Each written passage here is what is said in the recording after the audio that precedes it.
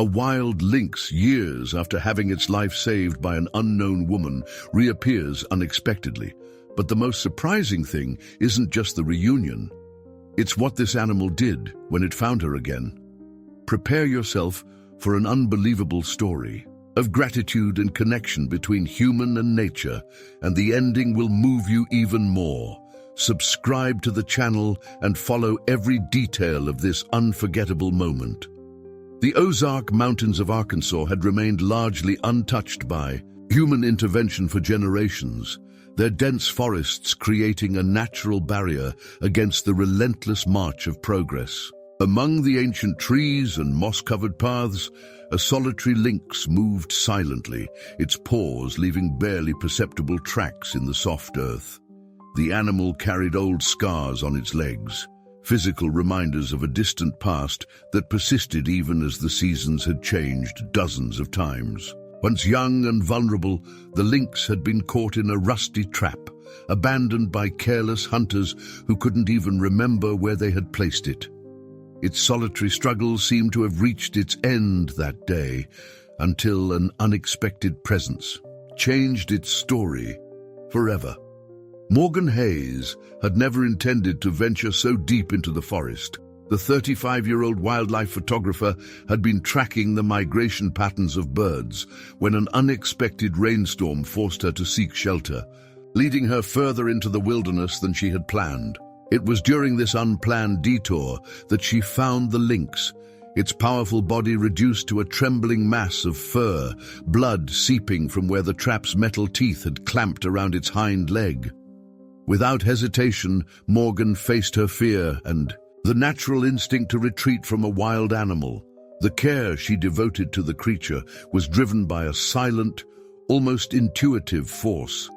With patience, she freed it from the trap and, knowing she could never tame it, offered it shelter, food, and a chance to heal. Morgan had set up a makeshift camp, using her limited supplies to clean the wound and fashion a primitive splint for the injured leg. "I don't know if you understand me," she had whispered to the lynx, maintaining a respectful distance after, tending to its wounds, "but I'm not here to hurt you. I just want to help."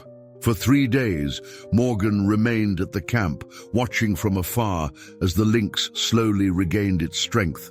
She left food at a safe distance, and each day the wild cat ventured closer to accept her offerings. On the 4th morning, Morgan awoke to find the lynx gone, vanished back into the forest without a backward glance, as if the bond that had been created could be abandoned with the fallen leaves. Morgan returned to her life, convinced she would never see the feline again, and that the story would remain nothing more than a cherished memory. 7 years had passed, and the landscape had changed slowly but inexorably. Parker Industries, a large logging company, had begun to encroach on the edges of the forest, disguised as progress for the local community of Pinewood. Old paths were forcibly opened, centuries-old trees fell without resistance, and the fauna was silently pushed further and further away. Morgan, now a recognized environmental photographer whose work had been featured in national magazines, received an unexpected phone call that would change the course of her life. Her great-uncle Ethan, whom she had met only a handful of times, had passed away, leaving her a plot of land deep in the Ozarks. Land she never knew existed, let alone belonged to her family. "I don't understand," Morgan said to Mr. Caldwell, the attorney handling the inheritance. "I barely knew my uncle. Why would he leave this to me?" "Your uncle was a peculiar man, Ms. Hayes," Mr. Caldwell explained, adjusting his glasses. "He kept to himself, lived off the grid for most of his life, but he followed your career, kept clippings of your work. He was proud of your dedication to nature conservation. He believed you would understand the value of the land." Not knowing exactly what to do, Morgan decided to return to the Ozarks to understand the value of that territory, discovering that it was about to be targeted by the same machines that roared in the neighborhood.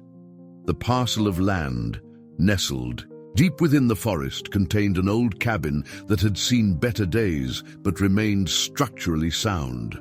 It was a simple one-room structure with a stone fireplace, a small kitchen area, and a sleeping loft accessible by a ladder. The place had been vacant for years, but someone, likely her uncle, had maintained it enough to prevent total deterioration. As Morgan settled into her unexpected inheritance, she noticed strange occurrences around the cabin. Distinct tracks. In the mud, scratched tree trunks and small objects moved from where she had left them suggested the presence of something or someone watching her from afar. The residents of nearby Pinewood, with whom she rarely interacted, commented about predators wandering in the shadows, but no one knew for certain what or who it was. "You should be careful out there, Mom," warned Tyler Brooks, the owner of the general store where Morgan bought supplies. "These woods have a way of hiding. Things that don't want to be found, and some of those things have sharp teeth." Morgan nodded politely, but she wasn't afraid. As a wildlife photographer, she had spent enough time in various wilderness settings to develop a healthy respect for nature without succumbing to unnecessary fear. Besides, there was something familiar about the marks on the trees, as if they carried the same signature of the animal she had saved in the past. While organizing documents that might legally protect the land, Morgan discovered that Parker Industries had found a legal loophole and intended to take definitive possession.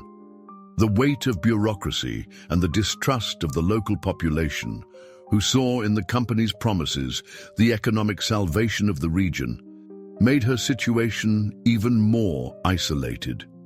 Without support, she could only resist with the resources she had, and the conviction that the forest held something special, even if she didn't yet know what it was. One evening, as dusk settled over the forest, Morgan sat on the cabin's porch, reviewing a stack of legal documents sent by a conservation organization she had contacted. The sound of a twig snapping in the gathering darkness caught her attention. She looked up, expecting to see a deer or perhaps a raccoon. Instead, her breath caught in her throat. Standing at the edge of the clearing, partially hidden by the shadows, was a lynx. Even in the dim light, Morgan could see the distinctive tufted ears and the spotted coat. But what struck her most was the way the animal held its right hind leg, slightly favored, as if bearing the memory of an old injury. "It can't be," Morgan whispered, hardly daring to believe. The lynx stared at her with unblinking amber eyes, neither advancing nor retreating. Time seemed to stretch between them, a silent recognition passing from animal to human. Then, as suddenly as it had appeared, the lynx turned and melted back into the forest. Morgan remained on the porch long after the lynx had disappeared, her mind racing with possibilities. Could it really be the same animal she had saved all those years ago? The coincidence seemed too great, yet the way it had looked at her, with what seemed like recognition rather than the wariness wild animals typically show humans, made her wonder. That night, Morgan could hardly sleep. The encounter with the lynx had awakened something in her, a sense of purpose perhaps, or a reminder of the connection she had always felt with the natural world. If it was indeed the same lynx, what were the odds that their paths would cross? Again, here on this specific piece of land. It felt like more than coincidence. It felt like fate. Little did Morgan know that this encounter was just the beginning. The lynx would soon become more than just a ghost from her past. It would become a guide, leading her to discoveries that would challenge not only Parker Industries, but also her understanding of the forest itself. And as the days passed, the tight bond between woman and wildcat would grow stronger, forged in the crucible of a shared mission neither of them fully understood yet. The first revelation came the very next morning, when Morgan found fresh tracks leading away from her cabin. Without hesitation, she grabbed her camera, a water bottle, and a small pack of supplies. It was time to follow where the lynx would lead. Morgan had spent enough time tracking wildlife to know how to follow the lynx's trail. The paw prints were distinctive, leading deeper into the forest along paths that seemed barely used by humans. She moved cautiously, her camera slung around her neck, ready to document whatever she might discover. The forest grew denser the further she ventured, with ancient trees creating a canopy that filtered the morning sunlight into dappled patterns on the forest floor. After an hour of steady hiking, Morgan paused to catch her breath and check her bearings. The forest had a way of disorienting even experienced hikers, and she didn't want to get lost. As she took a sip from her water bottle, a flash of movement caught her eye. About 50 yards ahead, the lynx appeared momentarily in a patch of sunlight before disappearing again behind a fallen log. "I see you," Morgan called softly, not expecting the animal to understand, but feeling compelled to acknowledge its presence. "Are you leading me somewhere?" As if in response, the lynx reappeared, slightly closer this time. It sat on its haunches, watching her with an intensity that seemed almost purposeful. When Morgan took a step forward, the lynx stood and moved, away, only to pause and look back, as if ensuring she was following. "Okay, I get it," Morgan murmured. "Lead the way." The pattern continued throughout the morning. The lynx would appear just long enough for Morgan to spot it, then move ahead, creating a path that Morgan could follow. By midday, they had reached a part of the forest Morgan was certain few humans had visited in recent years. The trees here were even older, the undergrowth richer and more diverse. The air felt different too, cleaner somehow, as if the pollution of the modern world couldn't penetrate this far. The lynx led her to a small clearing where a stream bubbled over smooth rocks. It was a perfect spot to rest, and Morgan sat on a fallen log, grateful for the chance to eat the energy bar she'd packed and refill her water bottle from the crystal-clear stream. The lynx settled on the opposite side of the clearing, still keeping its distance, but no longer making any attempt to hide. As Morgan observed her surroundings, she noticed something unusual. The trees surrounding the clearing bore strange markings. Not the random scratches of animals, but deliberate patterns that seemed almost like a primitive form of communication. She approached one of the marked trees, running her fingers over the grooves in the bark. "What is this place?" she wondered aloud. A sudden rustling from nearby bushes startled her, and Morgan turned quickly, expecting to see the lynx on the move again. Instead, she found herself face to face with a man. He was in his 50s, with a weathered face that spoke of years spent outdoors and intelligent eyes that assessed her with cautious curiosity. His clothing was practical for forest living, and he carried a walking stick that looked handmade. "You're trespassing," he said, his voice surprisingly gentle despite the accusatory words. Morgan straightened, trying to appear confident. "Actually, I'm not. I own land in this forest. My name is Morgan Hayes, and I inherited property from my great-uncle Ethan." The man's expression changed, surprise replacing suspicion. "Ethan Hayes was your uncle? Well, I'll be. He talked about a niece who worked with wildlife, but I never thought you'd actually come here. Who are you?" Morgan asked, noticing that the lynx had vanished at the man's appearance. "Name's Connor Wilson. I was friends with your uncle for 30 years. Been living in these woods almost as long as he did." Connor leaned on his walking stick, studying her. "What brings you out this deep? This is a fair piece from Ethan's old cabin." Morgan hesitated, uncertain how much to share. Would Connor think her crazy if she told him she was following a lynx she believed she had once saved?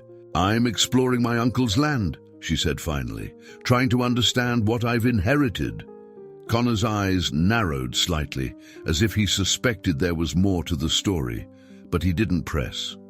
"Well, what you've inherited is more important than you might realize, and if you're anything like your uncle, you've come at just the right time." "What do you mean?" "Let's head back to my place," Connor suggested, gesturing in a direction Morgan hadn't yet explored. "It's not far. And there are things you should know about this forest and what's happening to it. Morgan glanced around, hoping to catch a glimpse of the lynx, but the animal had completely disappeared. With a nod to Connor, she followed him. Through the trees to a small cabin tucked so perfectly into the landscape that she would have missed it if walking alone. Connor's cabin was simple but comfortable, clearly built and maintained by someone who understood how to live in harmony with the forest. Solar panels on the roof provided modest electricity, and a garden plot contained a variety of vegetables. Inside, bookshelves filled with nature guides, forest management texts, and local history volumes lined one wall. Your uncle and I were in part of a small group, Connor explained as he made tea on a wood stove. People who understood the true value of these woods, not just the trees, though they're important enough, but the whole ecosystem, the way everything works together. He set a steaming mug in front of Morgan and sat across from her at a rough-hewn table. Parker Industries has been trying to get logging rights to this entire area for years. Your uncle's land was like a thorn in their side, a private holding right in the middle of what they see as potential profit. They've already started clearing areas near the town, Morgan said. Connor nodded grimly. That's just the beginning. They've got plans for most of the forest, all done up with pretty words about sustainable harvesting and economic opportunities for pine wood. But there's nothing sustainable about what they want to do. My uncle left me the land for a reason, didn't he? Morgan asked, the weight of responsibility settling on her shoulders. Ethan believed in signs and connections, Connor said, his eyes taking on a distant look. He used to talk about the forest having its own consciousness, its own way of ensuring its survival.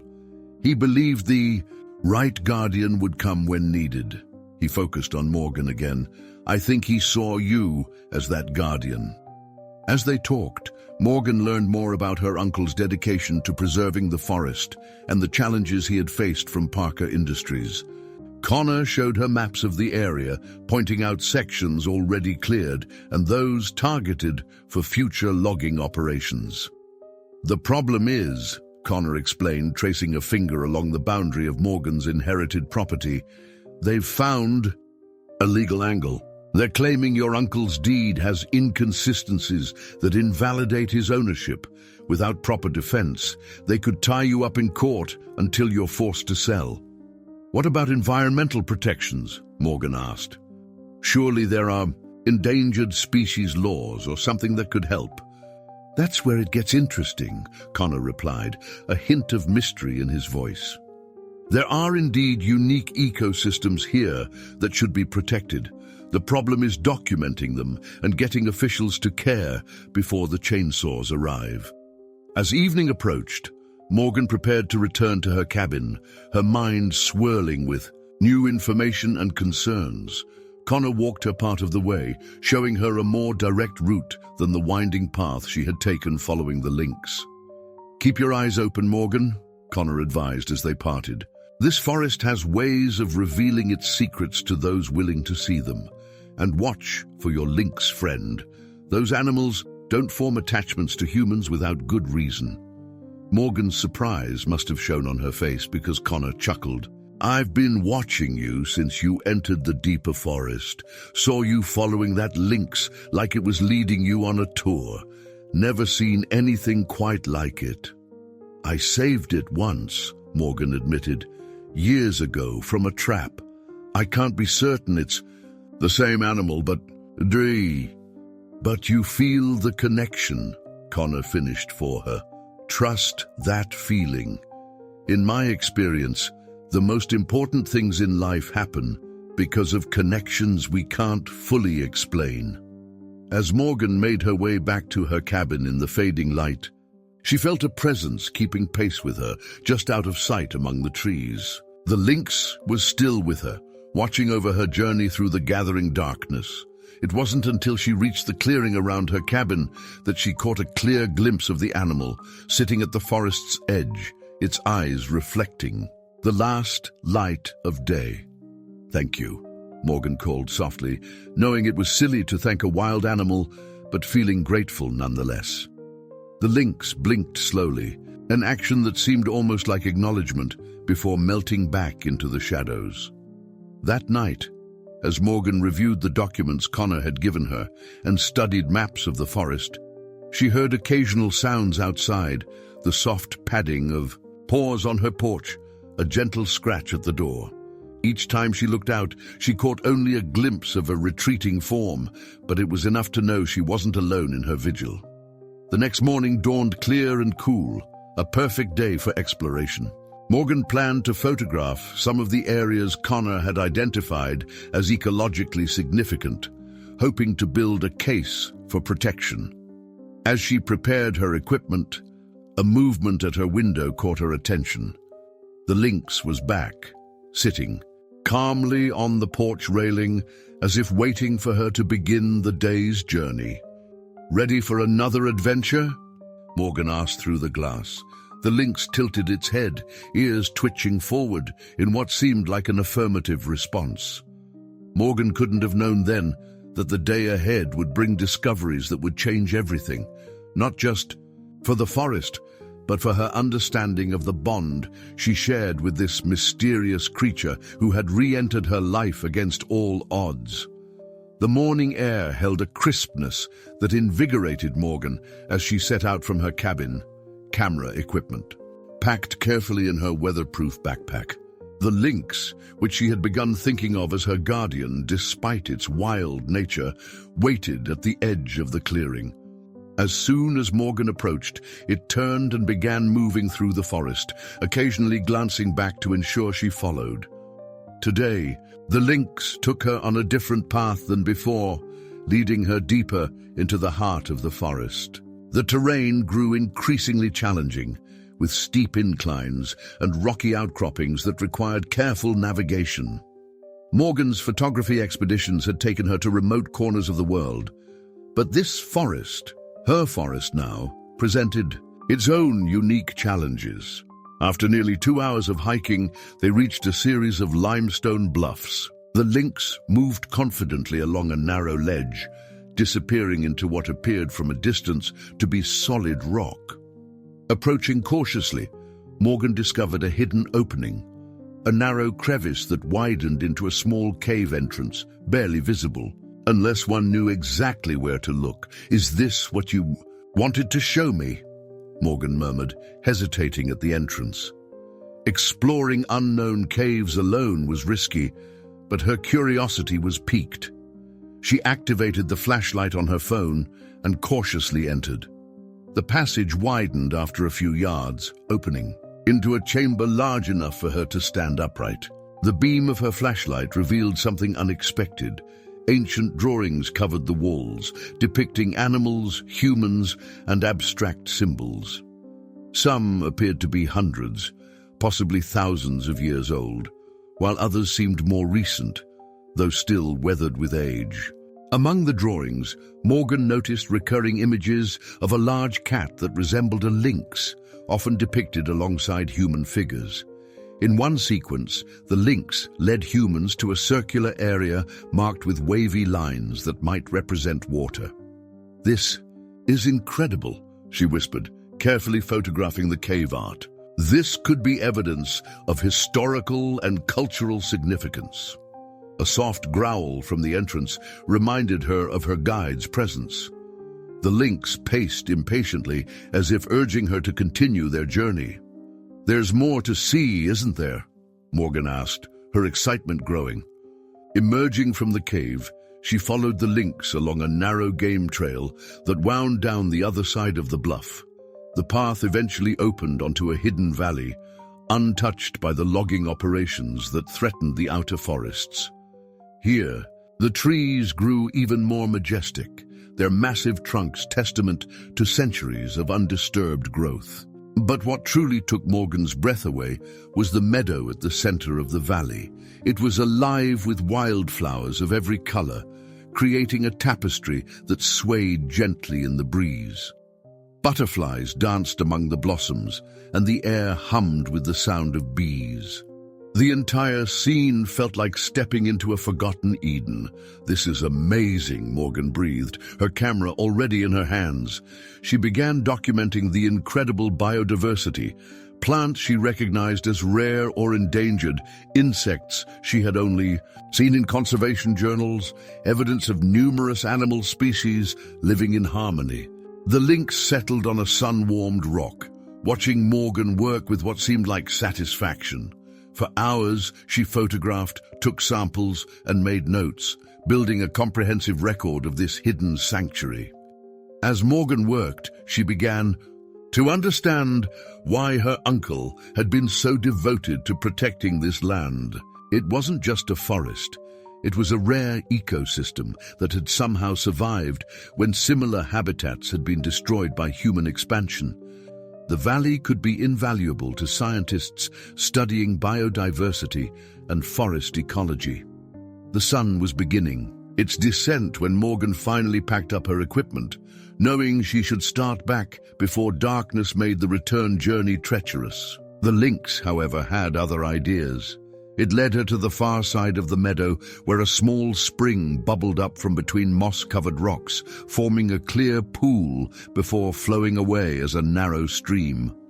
Beneath an overhanging ledge near the spring, partially hidden by ferns, Morgan spotted something that didn't belong in this natural setting, a metal box, weathered but intact. With careful hands, she extracted it from its hiding place and brushed away the accumulated dirt. The box was locked, but the mechanism was simple and had deteriorated enough that it took only a few attempts with her multi-tool to pry it open.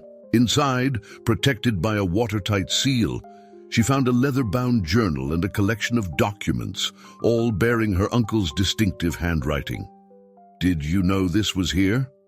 Morgan asked the Lynx, which sat watching her with those intelligent amber eyes. She opened the journal, finding detailed observations of the forest ecosystem dating back decades.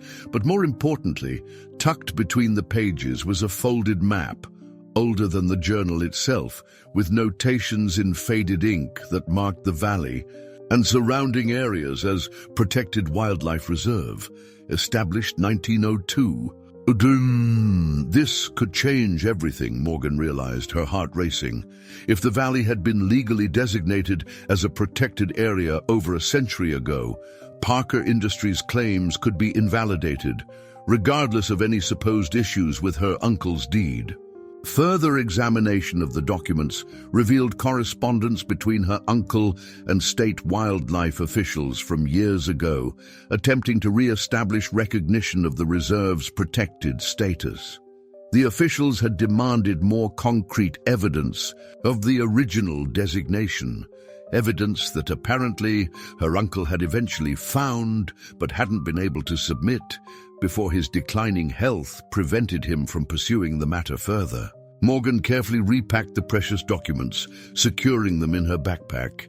As she stood, the Lynx approached closer than it ever had before, actually brushing against her leg before moving toward the path that would lead them out of the valley. The return journey felt charged with purpose.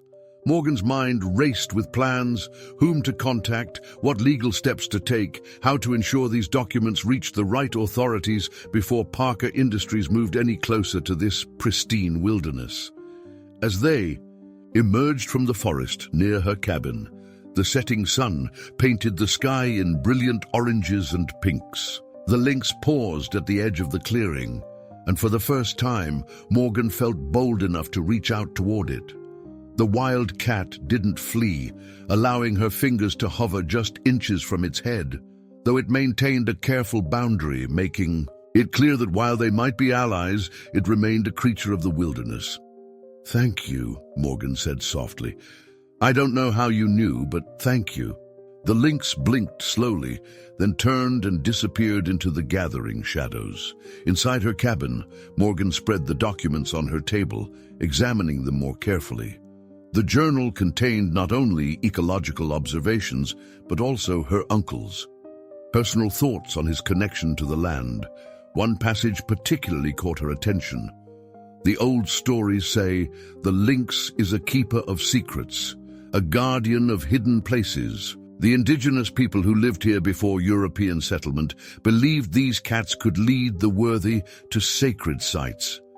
I've seen the same lynx for years now, watching from the shadows. Sometimes I wonder if it's protecting me, or if I'm merely being allowed to protect what truly belongs to it and its kind. Her uncle's words resonated with Morgan's own experiences. There was something special about the lynx that had re-entered her life, something that defied conventional understanding of wild animal behavior. A knock at her door interrupted her thoughts. Connor stood on her porch, concern etched on his face.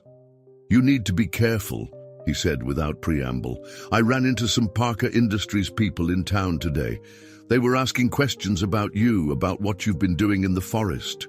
Morgan pulled him inside and quickly shared her discovery of the hidden valley and the documents.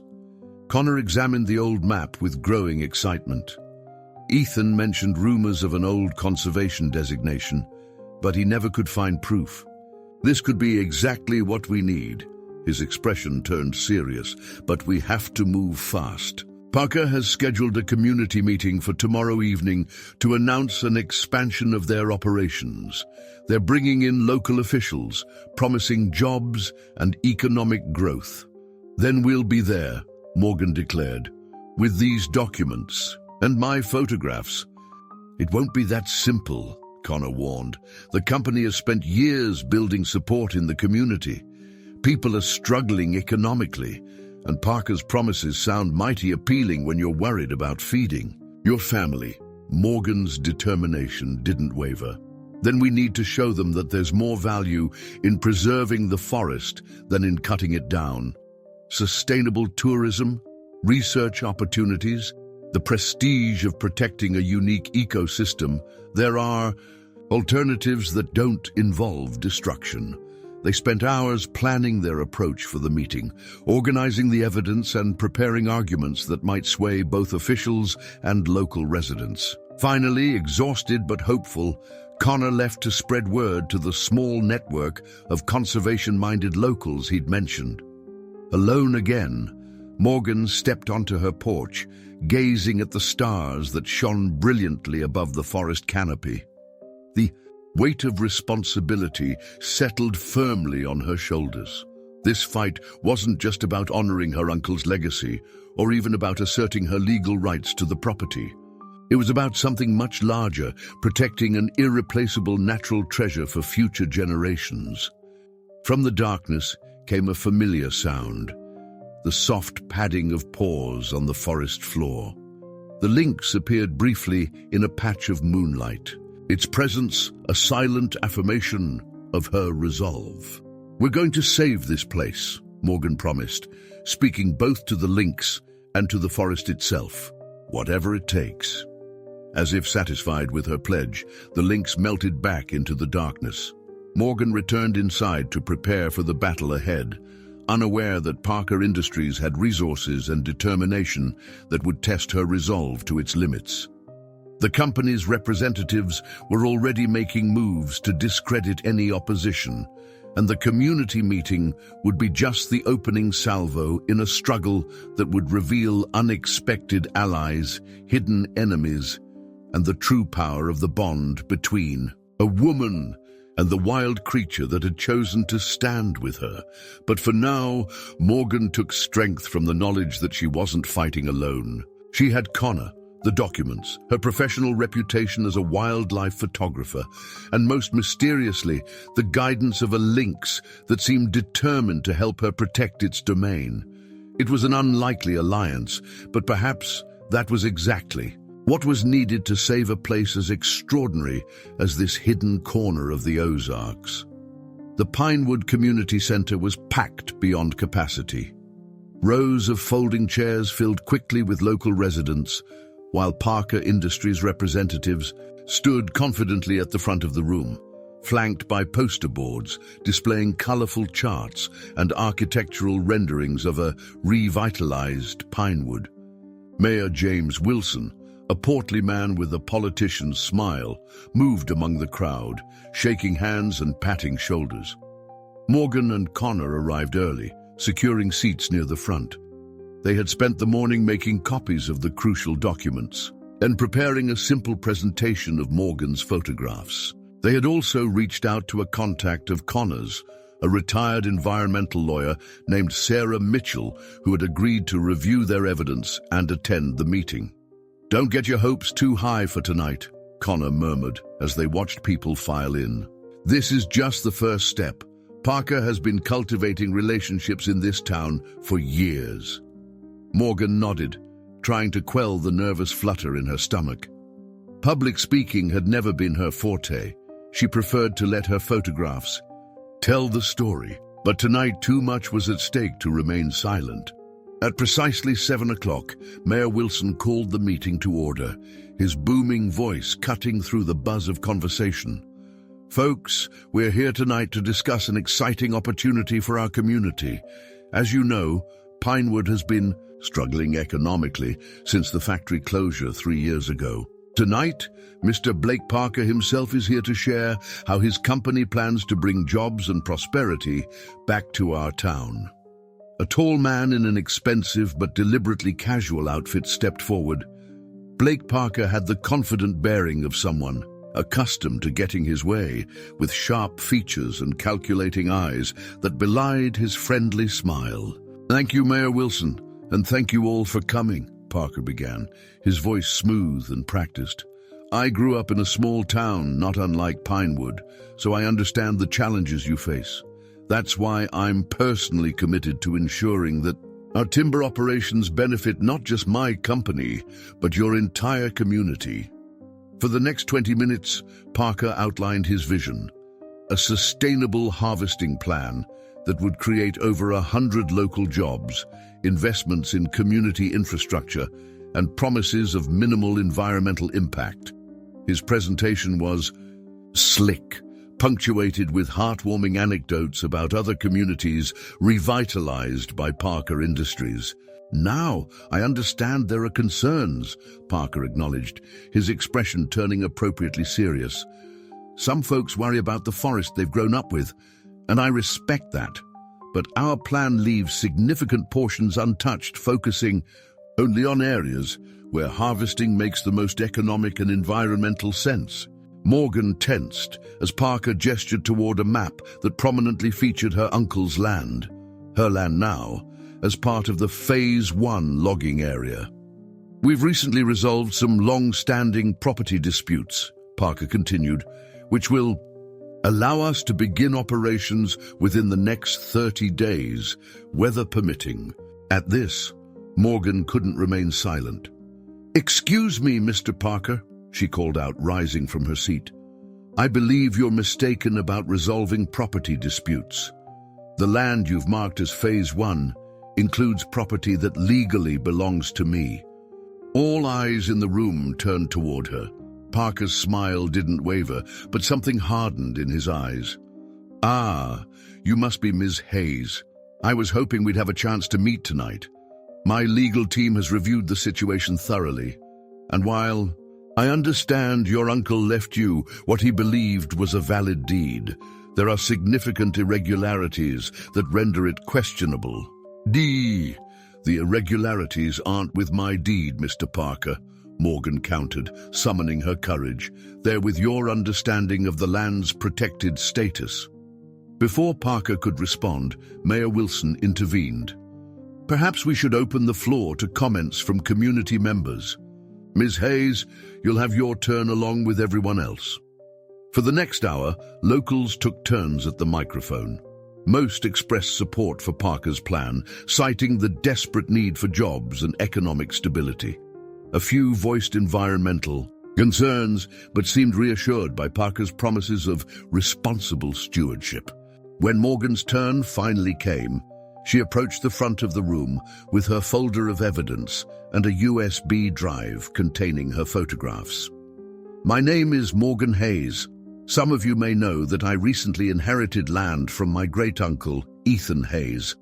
She paused, scanning the room. "What you may not know is that a significant portion of the forest Mr. Parker plans to harvest is actually a designated wildlife preserve established by federal order in 1902. A murmur ran through the crowd. Parker's expression remained neutral, but his posture stiffened. "I have documentation," Morgan continued, holding up copies of the map and official correspondence she'd found. "Furthermore, in my exploration of the area, I've documented numerous endangered species that would be threatened by logging operations." She connected her USB drive to the projector, and vivid images from the hidden valley filled the screen. Rare flowers, unusual insects, and the diverse ecosystem she had captured. "This forest isn't just trees to be harvested," Morgan said, her voice growing stronger as she spoke about what she knew best. "It's a living museum, a repository of biodiversity that evolved over thousands of years. Once it's gone, we can never get it back. And I believe there are better ways to create economic opportunities for Pinewood that don't involve destroying this irreplaceable treasure." Sarah Mitchell, the environmental lawyer, stepped forward next, offering her professional assessment of the documents Morgan had discovered. "Based on my preliminary review, these documents appear legitimate and could constitute legal grounds for halting any logging operations until a full environmental assessment can be conducted," she concluded. Blake Parker was quick to respond, his practiced charm giving way to something harder. "While I appreciate Ms. Hayes's passion, I'm afraid she's basing her claims on outdated documents that have no current legal standing. The reserve designation, if it ever was officially established, was superseded by subsequent land use legislation." He turned to address the crowd directly. "What we're seeing here is unfortunately common. Outsiders who parachute into communities they barely know, making emotional appeals without understanding the economic realities local families face." His words struck a chord with many in the audience, who nodded in agreement. Parker continued, his voice taking on a sympathetic tone. "I understand the desire to protect nature. Truly I do. But I also understand the need to protect families, to ensure children have opportunities right here in Pinewood, rather than being forced to leave for cities where jobs exist." The meeting grew increasingly tense, with residents taking sides. Some were swayed by Morgan's evidence and passionate plea. Others remained firmly in Parker's camp, seeing his project as the town's only hope for economic revival. Mayor Wilson vainly called for order. "This is clearly a complex issue that can't be resolved tonight. I propose we adjourn and reconvene in 2 weeks, giving both parties time to present their evidence to the town council for review." As the meeting broke up, Morgan found herself surrounded by a small group of residents, curious about her photographs and the hidden valley she'd described. Among them was Olivia Reynolds, a local science teacher. "I had no idea we had such biodiversity." "Right here," Olivia said, examining the images with professional interest. "My students would be fascinated by this. Have you considered educational outreach as one of your alternative economic proposals?" "Not specifically," Morgan admitted, "but I'd love to discuss it further." Their conversation was interrupted by the arrival of Blake Parker, flanked by 2 men in business attire who hadn't spoken during the meeting. "Ms. Hayes," Parker said with a tight smile, "I was hoping we might find a moment to talk privately. Perhaps we can find a compromise that satisfies both our interests." Before Morgan could respond, Connor appeared at her side. "Any discussion should include legal representation for both parties," he said firmly. "Sarah has offered to continue, advising Morgan until she can retain her own counsel." Parker's smile didn't reach his eyes. "Of course, all very proper. Well, my offer stands, Ms. Hayes. Sometimes it's better to negotiate than litigate." With a slight nod, he and his associates departed. "Be careful," Connor warned as they watched Parker leave. "That man didn't build his empire by playing fair."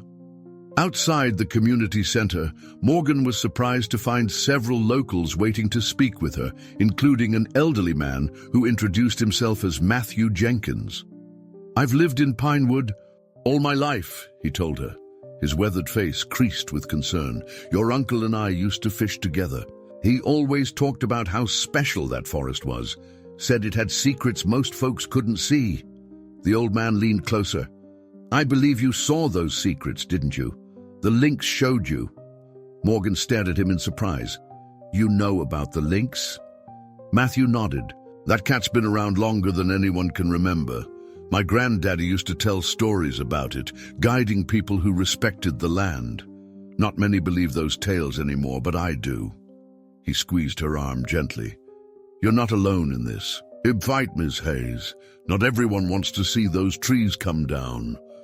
As Morgan drove back to her cabin that night, Connor following in his own truck, she felt both encouraged and overwhelmed. The town was divided. Parker was a formidable opponent, and 2 weeks wasn't much time to build a comprehensive case for preservation. When they arrived, something immediately felt wrong. The cabin door stood slightly ajar, though Morgan was certain she had locked it before leaving. Connor signaled for caution, and they approached carefully. Inside, the cabin had been thoroughly searched. Drawers hung open, papers were scattered across the floor, and Morgan's laptop was missing. Most alarmingly, the metal box containing her uncle's journal and the original documents was gone. This is no random break-in, Connor said grimly, surveying the damage. They knew exactly what they were looking for. The copies, Morgan gasped, rushing to her car. To her relief, the folder containing the copies they'd made that morning was still hidden under the seat where she'd stashed it as a precaution. Good thinking, Connor said. But they'll know their copies. They'll come looking for the originals. Morgan felt a chill that had nothing to do with the night air. We need to report this to the sheriff. Connor's expression was skeptical. Sheriff Dawson and Parker are golfing buddies. Don't expect much help there. But yes, we should file a report, if only to document what happened. As predicted, Sheriff Dawson's response was perfunctory at best. He took basic information, but seemed unmoved by the targeted nature of the theft. Probably just kids or drug users passing through, he suggested, despite the lack of evidence for either theory. I'll keep an eye out, but don't get your hopes up for recovering your items. After the sheriff left, Morgan and Connor sat on the porch, discussing their next steps in hushed voices. The forest around them seemed unnaturally quiet, as if holding its breath. We should get those copies somewhere safe, Connor suggested, and maybe you shouldn't stay here alone for a while. Morgan shook her head. I'm not leaving. This was my uncle's home, and now it's mine. Besides, she gestured toward the tree, a line where a familiar form had just emerged into a patch of moonlight. The lynx sat watching them, its eyes reflecting the cabin's lights. I'm not alone, Morgan said softly. Connor followed her gaze and nodded in understanding. No, I suppose you're not. Still, be careful. Parker isn't going to give up easily, especially now that you've challenged him publicly. After Connor left, promising to return in the morning, Morgan cleaned up the cabin as best she could. The violation of her space left her feeling uneasy, but she was too exhausted to dwell on it. She secured the doors and windows before finally collapsing into bed. Her sleep was restless, filled with dreams of endless forests and pursuing shadows. She awoke shortly before dawn to a persistent scratching at her door.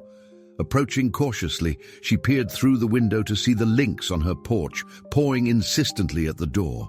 Something in the animal's demeanor, an urgency, a restlessness, told Morgan this wasn't a casual visit.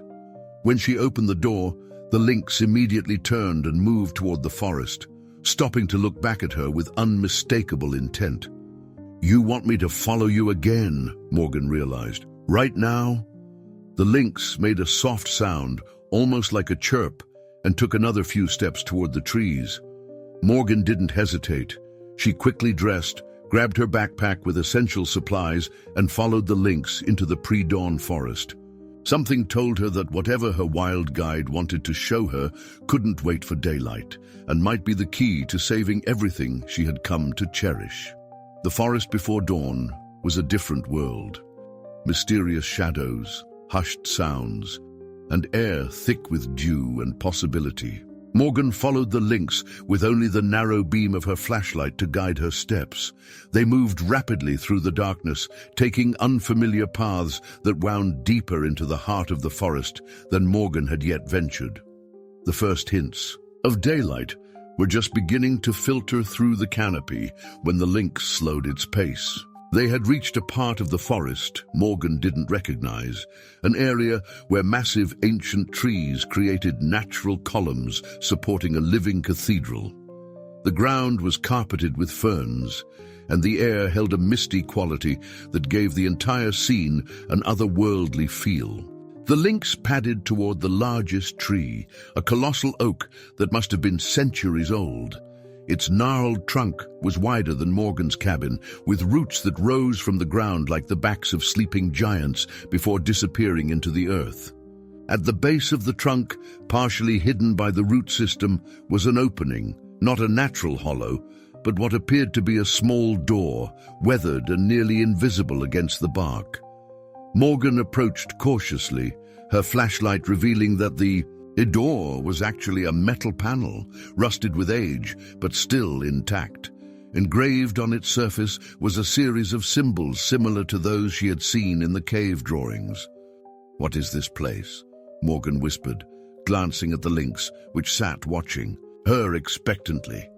The metal panel wasn't locked, but had swollen with moisture and age. It took all of Morgan's strength to pry it open, revealing a small compartment built into the trunk itself. Inside was a metal case, more modern than its hiding place would suggest, perhaps 50 years old rather than 100. With trembling hands, Morgan extracted the case and opened it. Inside, protected from the elements, she found a collection of documents, photographs, and a small leather-bound book. The top document was a letter dated 1972, addressed to future guardian of the reserve. Morgan began to read, her flashlight illuminating words written in a firm, clear hand. "If you are reading this, then you have been chosen. The Lynx has led you here, as it led me and others before me. My name is Robert Carter, and I served as caretaker of this sacred place from 1952 until my failing health forced me to pass the duty to another.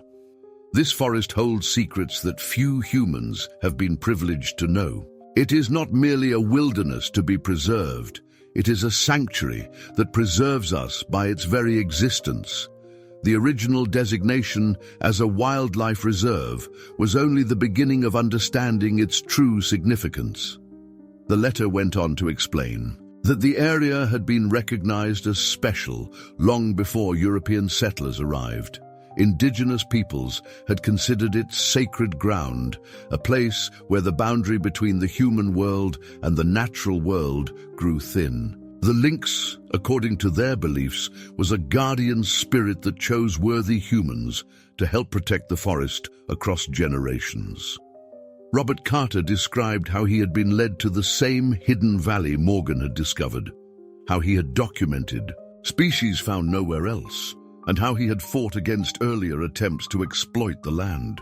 Most importantly, he explained that each guardian had added to the documentation, creating an unbroken chain of evidence supporting the forest's protected status. Among the papers were additional legal documents that Morgan's uncle had never found, official surveys, correspondence with government agencies, and affidavits from scientists who had studied the area's unique ecosystem. Together with what she had already discovered, they formed an irrefutable case for preserving the forest. But what truly took Morgan's breath away were the photographs.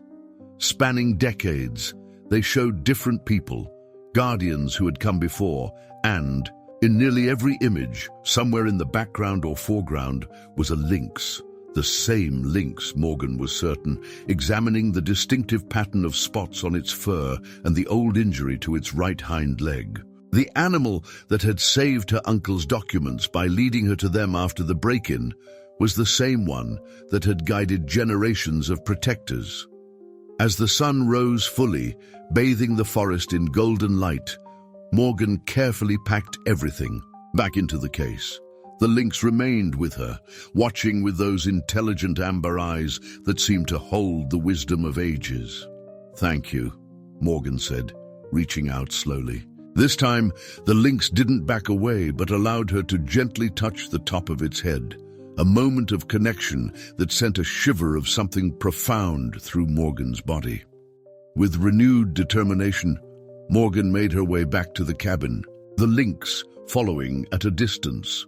When they emerged from the tree line, she was surprised to find Connor's truck already parked outside, along with two unfamiliar vehicles.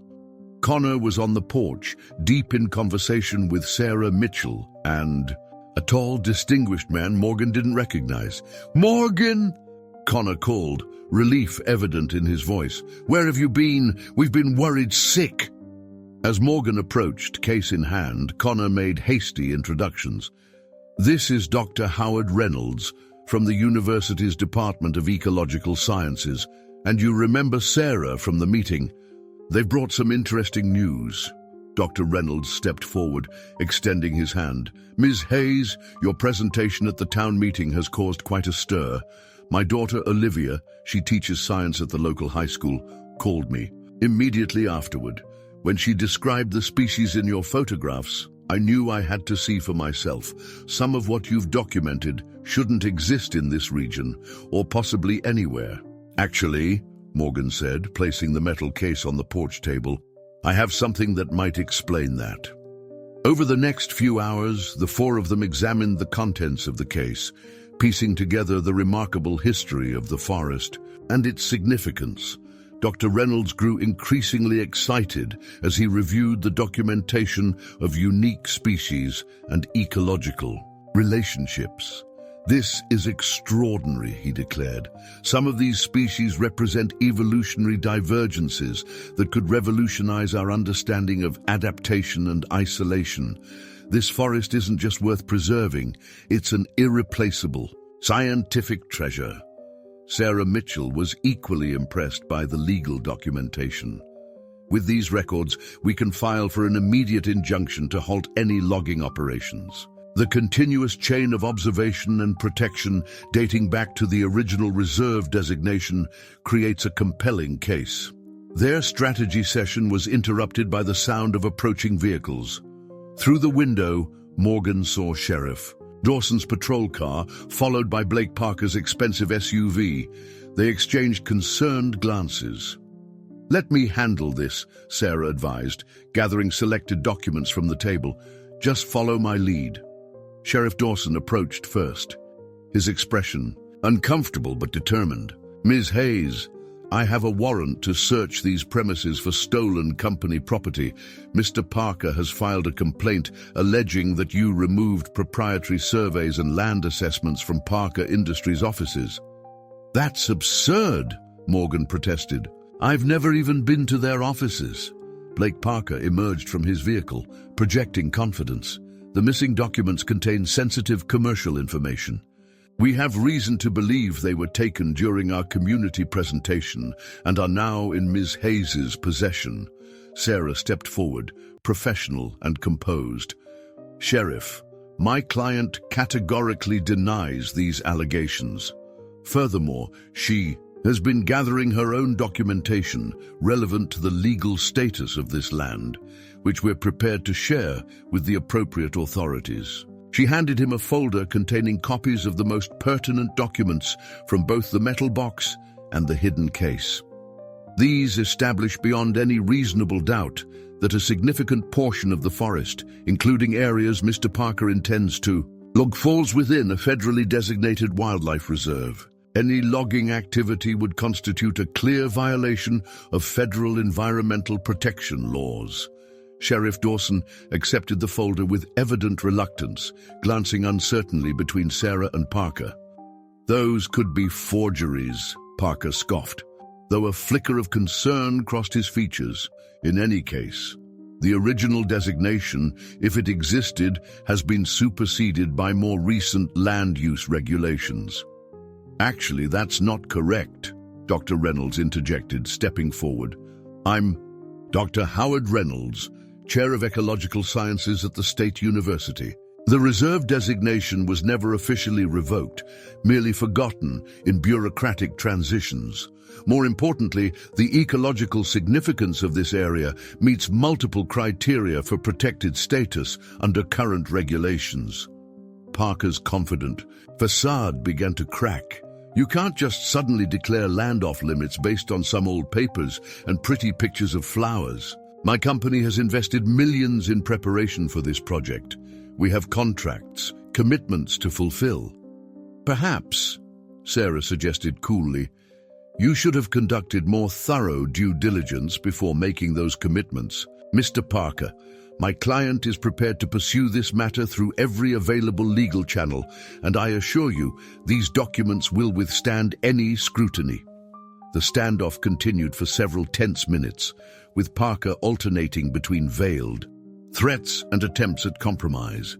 Finally, Sheriff Dawson cleared his throat. Look, Blake, I think we need to take a step back here. These documents raise some serious questions that need to be addressed before any logging starts. He turned to Morgan.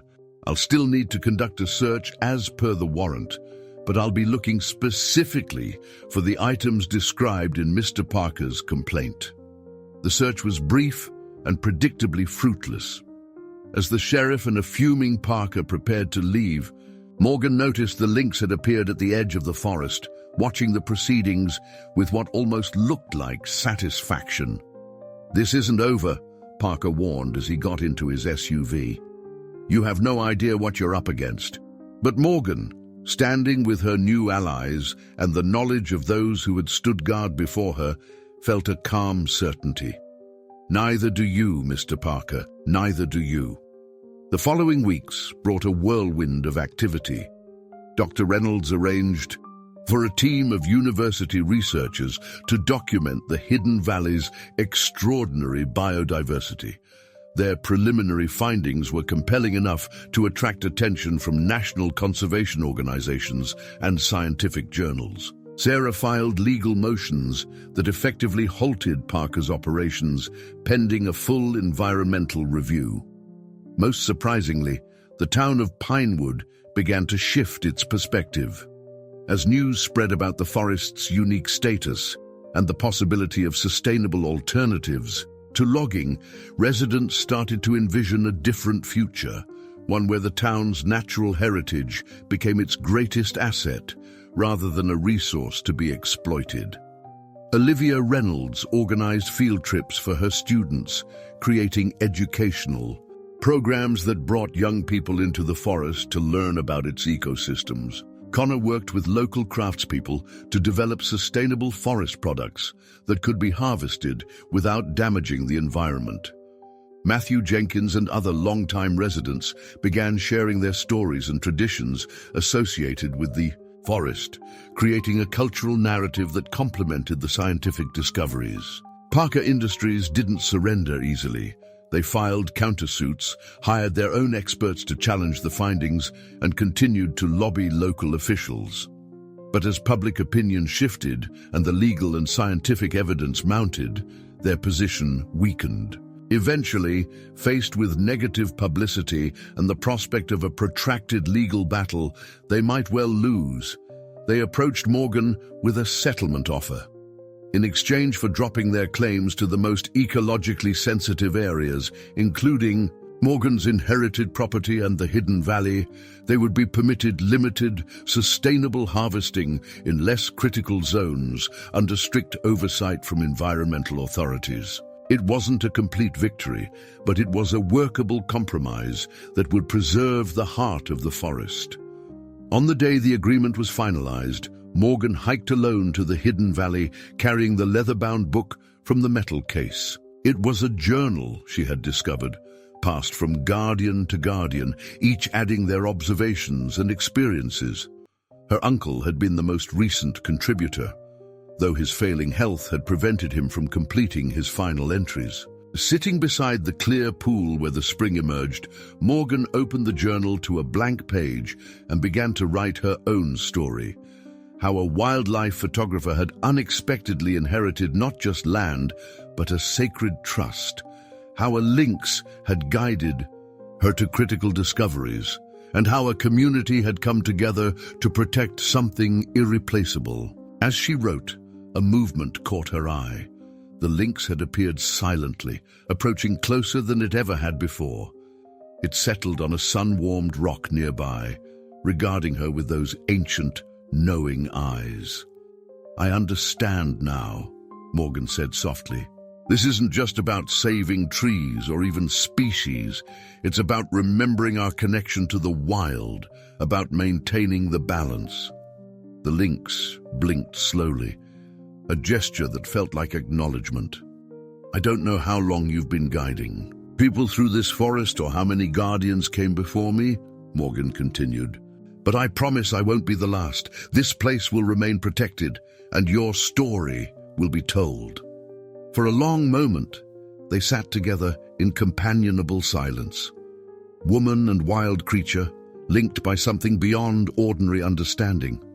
Then the lynx rose, stretched, and with one last look at Morgan, disappeared into the forest that was its true home.